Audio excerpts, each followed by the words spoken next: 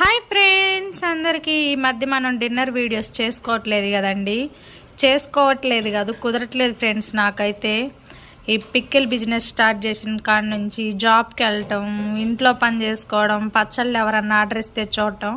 ఈరోజు అయితే రోజు వండుకుంటున్నాం ఫ్రెండ్స్, కానీ ఈరోజు చూపించాలనిపించింది. ఈరోజు మన స్పెషల్ వచ్చేసి వేడి అన్నం. ఈ మా తోటలో బియ్యం ఫ్రెండ్స్, ఇదిగోండి వేడి అన్నం. నెక్స్ట్ అయితే చపాతీ, మెత్తని చపాతీ మా వారు చేశారు.